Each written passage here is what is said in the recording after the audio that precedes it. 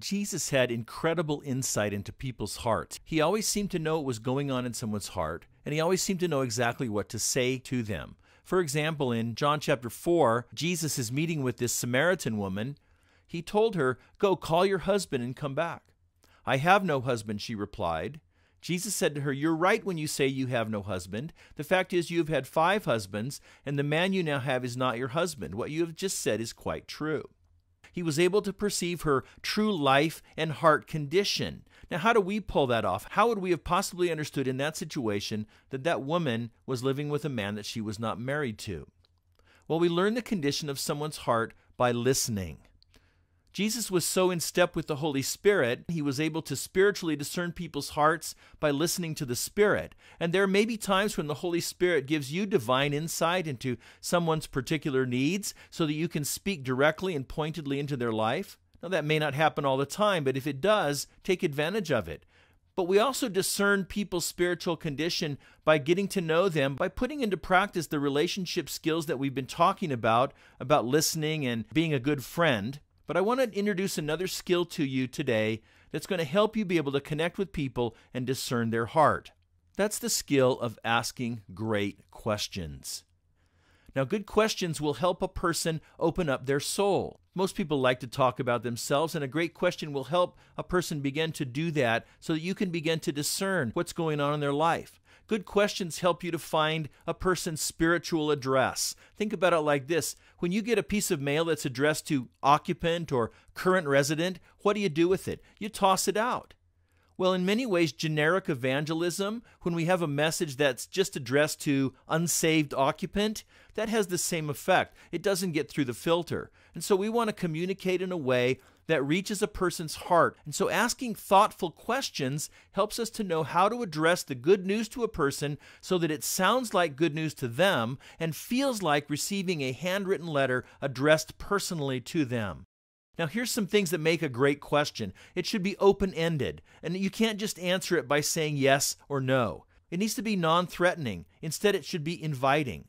Now, your questions can't be manipulative, like a salesman who uses questions to back you into a corner to launch into some kind of a monologue. The question has to be appropriate to the level of trust that you've earned in that person's life, and has to communicate genuine interest, that you really desire to listen and learn from them.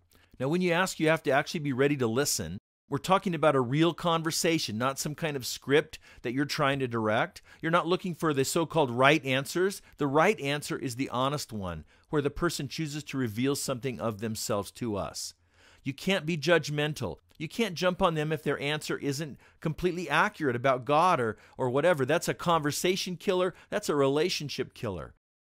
Now, here's some sample questions. I'm going to just give you a bunch of questions to stimulate your thinking on this. You could ask questions about a person's background. Where did you grow up? What was life like in your childhood home? What things were most important in your family? What are your brothers and sisters like? How would you change the way that you were raised? What kind of spiritual life did you inherit from your family? You could ask questions about life lessons or life goals. What's the greatest lesson that you've learned so far in your life journey? Or tell me about your greatest successes and your greatest failures so far in life. What prompted you to pursue your career in accounting or whatever it might be? What do you like most about what you do? Do you see your work as a lifetime career or as a stepping stone to something else? And you can ask questions about religion and spirituality. What kind of exposure did you have to religion growing up? Have you thought more about it as an adult? What do you think makes a person spiritual? What do you think God is like? If you could ask God any 3 questions, what would they be? Do you think it's possible to know God personally? How about questions about good and evil or about relationships? Have you ever sensed the presence of evil? Have you ever sensed the presence of God? Have you had any major turning points in life? How did you meet your spouse or your boyfriend or girlfriend? What have you learned about yourself through marriage or through your relationships? Why do you think so many couples end up falling out of love? And there are many, many more questions that you can think of that can help unlock a person's heart. But the point is, learn to ask questions, learn to listen to the answers, so that when you do speak, it's not junk mail, but it truly connects God's grace to that person's soul. So pause and take a minute to talk about how to connect with and how to discern a person's heart.